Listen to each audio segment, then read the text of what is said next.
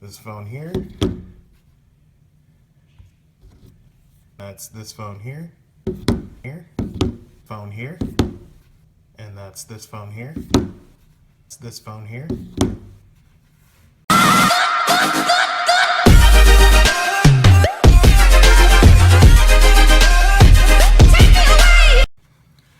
What is going on, everybody? Terrell here.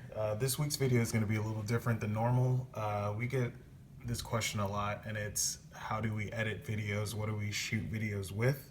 So I'm going to kind of walk you through what I use on a day-to-day basis, the programs I use, the apps I use, the equipment that I use. I'm going to try to go through everything so you get a broad overview of what I particularly use to put these videos together. But yeah, let's get started. So for cameras, I actually don't use a standard handheld camera or a DSLR or anything like that. I choose to use my camera on my mobile phones. I currently have two phones. I have a iPhone 6S and a LG G5. My G5 is my primary camera, and that's this phone here. So this phone's an LG G5. I bought this phone primarily because this phone has two cameras on the rear. So 3 cameras total. You have your front camera and then 2 cameras on the back. If you look here, you can see that. So one is your standard camera lens. It's a 16 megapixel camera. Shoots in 4K at 60 frames per second when I'm doing videos. And then the other one is a wide angle lens. So in some of the videos you may see that when we do outdoor shots, the viewing angle is much wider. So it's shot with that camera. The only disadvantage to that is you can't zoom in obviously as much as if you're using the standard lens, which is why I picked 2, because I don't have to buy an expensive camera or lens just to do that particular effect. And when you're making these videos, you don't really need to have the highest quality equipment to do it with. Like I said, I also use the iPhone 6S, which is my backup to this phone, or if I need to do a shot from 2 different angles. They both do video in 1080p, so when I put the videos together, you can't even tell the difference between the two. The cameras are pretty much on par with one another, so it doesn't make that big of a difference.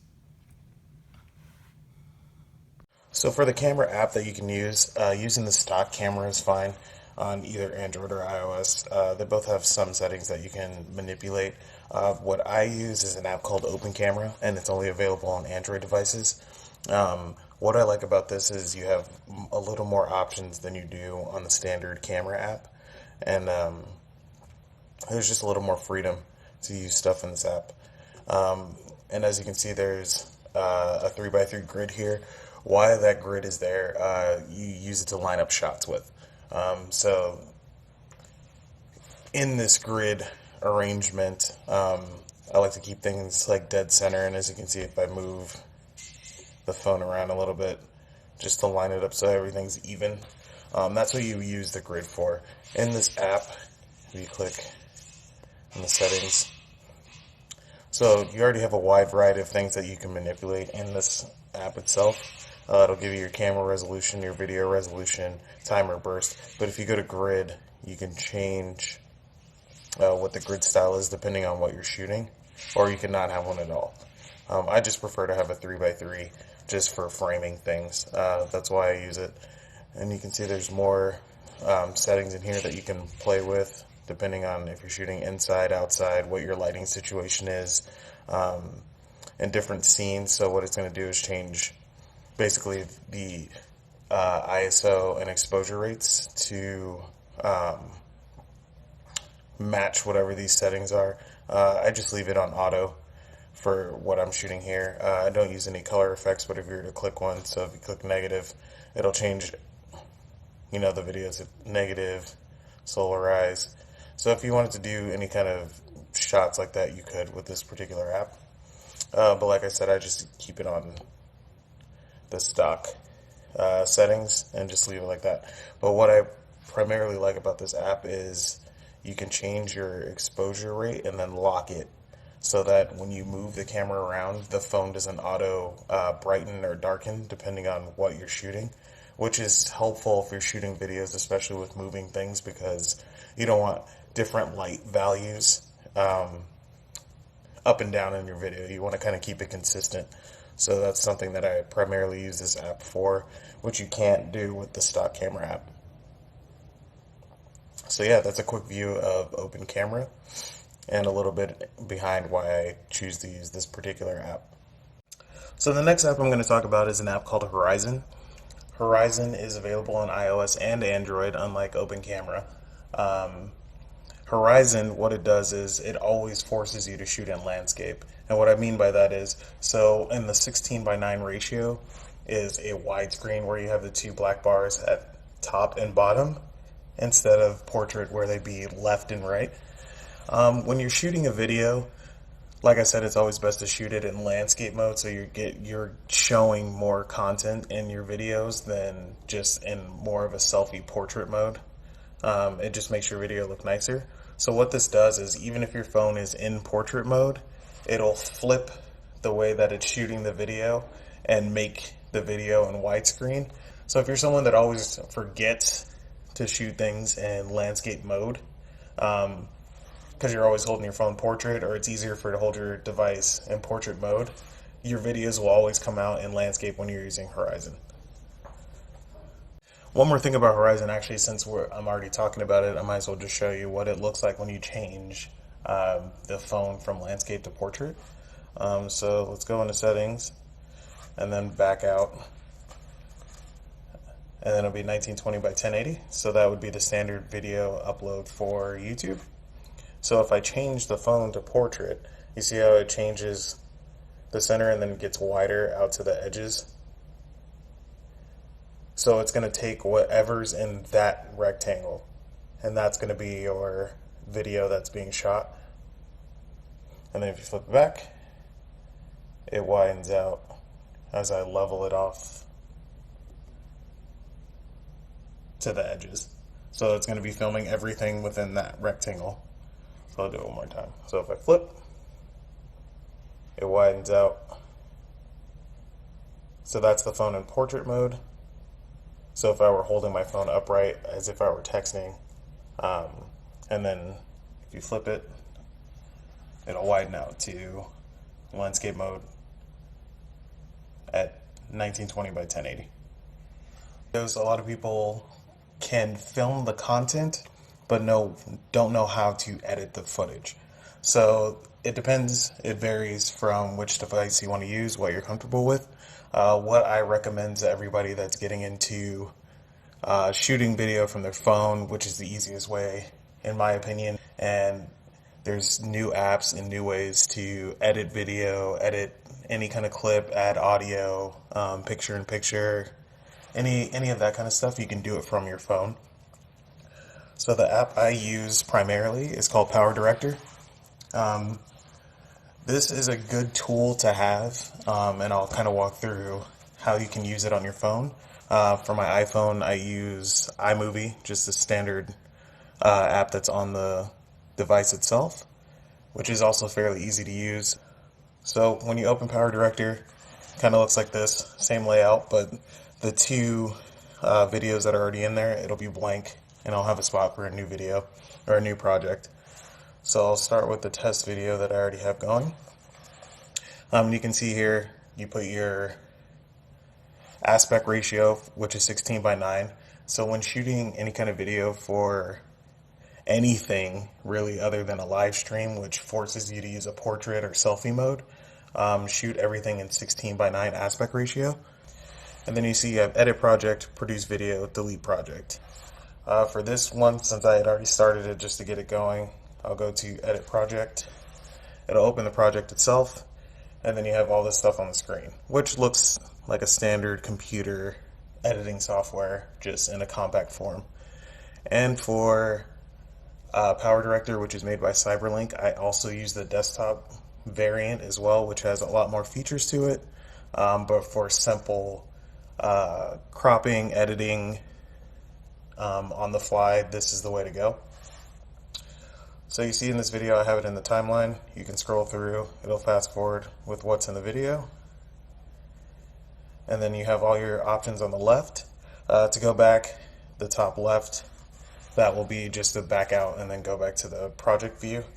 Underneath that, that'll be how you add clips and music to your video itself. And then the next one down, the third one, you can add title, stickers, video on top of this video. So what that means is like a picture-in-picture. So if you had, a clip you wanted as the background, and then you had another small clip and explaining something or showing something else, you could put that video and overlay it on top of this main video that's in the top of the timeline. And then image, it's the same thing. It'll put an image, whatever image you pick, you can put it overlaid on top of this video. And then stickers is, I believe, is like any kind of like emoji, emoticon, any of that kind of stuff. So on the right, you have the top would be how you save your project and produce your project. So we'll get to that once we walk through the rest of it. Underneath that is the settings for, you can do your audio mixing, your primary settings. So this will be all of the default stuff that you have, and I have the full version of this app, so I have everything unlocked. So say you've done all your clips, you've added music, and you want to produce your video. Producing and rendering, it's the same thing. In here they call it producing. In other programs they'll call it rendering. So you would click here, and then you have Save Project, Produce Video. You click on Produce Video. Now you have all these options that come up, which is another good part of PowerDirector itself. You can, depending on how you want to do the video, you could share it directly to your YouTube page once you sign in. So we'll say we'll scale that down to full HD, and then click next. So it'll prepare the video, and then it'll produce that video or render that video. And so you can see it's 1080p.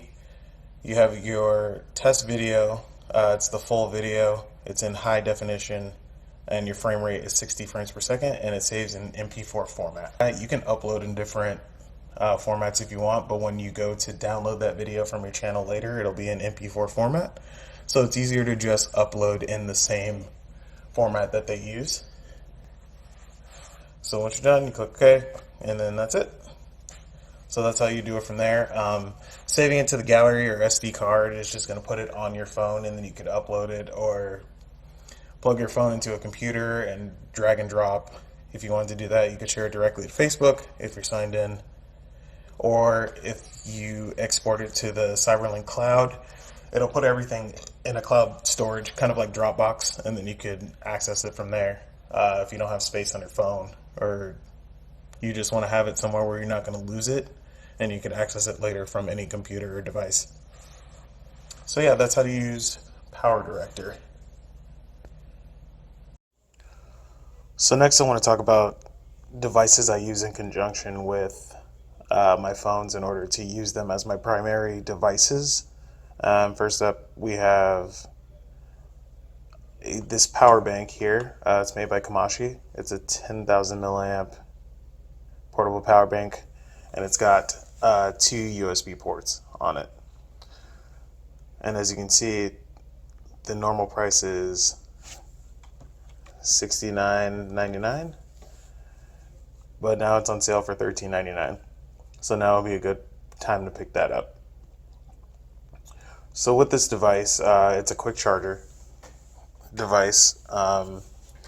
If I'm out and using my phone, obviously using the camera or anything else is going to drain the battery pretty quick. So it's nice to have a power brick. This one is thin. It fits my back pocket just fine. It has weight to it, but it's not a lot of weight. And I just like the look of this one. So that's the one I went with. It was a little more expensive when I bought it, but $13.99 is not a bad idea. I'll probably end up getting a second one just to have as a backup. So it's always good to have a battery pack handy. And you can see here the size of it compared to your phone. So it's relatively the same size. It's going to be a little bit wider, but it's not that bad carrying it around with you.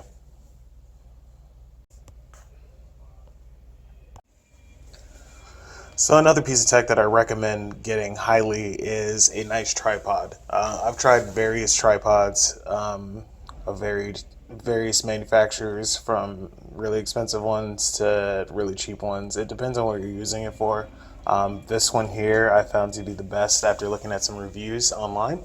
So I went and purchased this one. I really like this one a lot. The legs are a lot sturdier, and unlike most cell phone tripods, this one's actually really tall, so you could actually fit a DSLR camera on it. If you look closely, it has, let's see if it has a picture of it on here. But this one has a level built in so that you can see if your shot's going to be level or not, and you can use that while using the grid inside your camera app, like I use, just to again line up shots a lot better. And as you can see, it's a really sturdy design, and it comes with the mount for your cell phone. Now, my one gripe with this particular product is when you screw on the mount for a cell phone, the weight of the phone will actually move, will start to swivel it around, and it'll become unscrewed. So you just have to keep in mind, you could probably unscrew the screw that's in there and put a longer one in there so it fits a little more snug than it does now. So I'll probably end up doing that. But other than that, this is probably the best tripod I've used, and it's got the legs so that you can mount it to something you normally wouldn't be able to mount a tripod to, like the side of a table leg if you're doing something on the floor, or anywhere you could just wrap the legs around, and then it'll hold up pretty nicely. They're pretty sturdy. So I'd recommend getting a nice tripod. And as you can see, all the stuff I'm gonna recommend, except for a couple options, are gonna be very wallet friendly.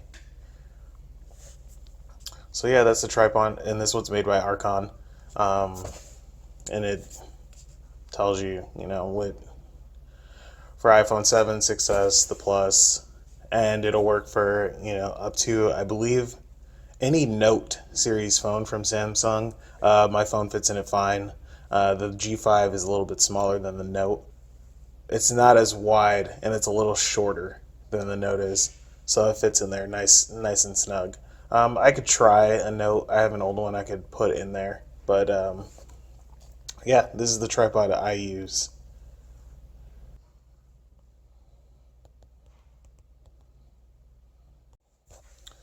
So this next piece of hardware is something that you don't need primarily. I have it for more intermediate kind of stuff.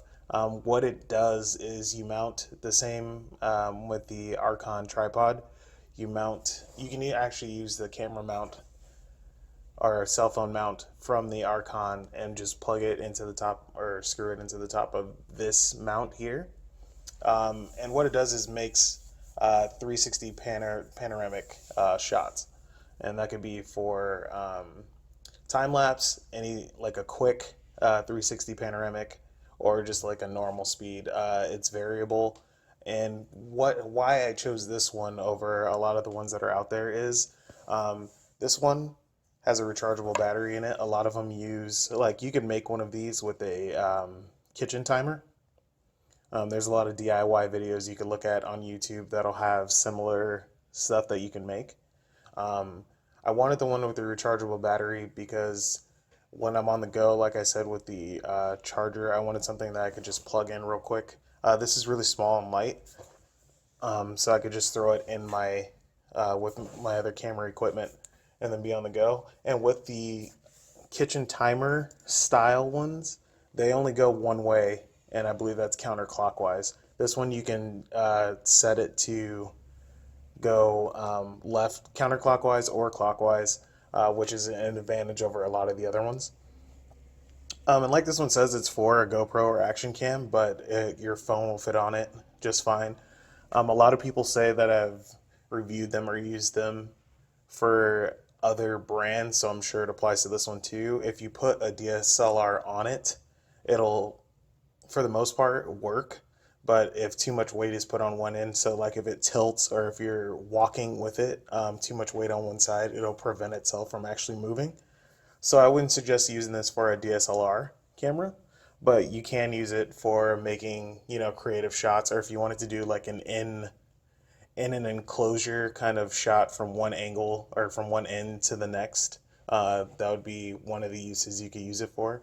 What I plan on using it for is when we start vending shows and when we're at shows, setting it on a booth and having it, give a 360 view of what's going on at the show or what's in the area, what's going on. I have used in the past a 360 camera, so you could, move it around while the video's basically stationary and it's not just rotating. They're not really to the standard that I would want to shoot in regularly, so I don't use that camera anymore. But this will probably be a good way to get kind of unique shots in your videos. This one here is about the middle ground for as far as prices go. Some of the really expensive ones go for $100, a little over $100. Some of the kitchen timer ones are less than 20. There's some that are hovering around like $15, $14. So you can easily find them. It just depends on how you want to use it.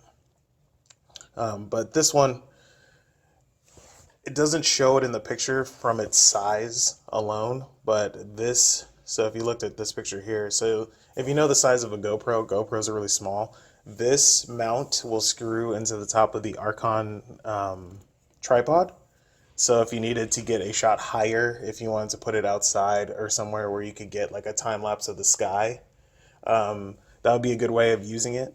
But you can just screw all this stuff together. So everything I'm showing you, you can use together and just piece together to get whatever shot you're using. I made sure that everything I was getting was interchangeable with one another, so I didn't have to carry around multiple tripods or multiple camera mounts just to accomplish the same thing. So yeah, and here's a shot of it, what it would look like with the camera on it. That mount's not what comes with it. It doesn't come with any of them. It's just the unit by itself. So just be aware of that. You're not going to get the camera mount with it. Some units, if you look on Amazon, do have, it comes with the actual cell phone mount too. So if you wanted that, just look for one that has it. Yeah, so that's that.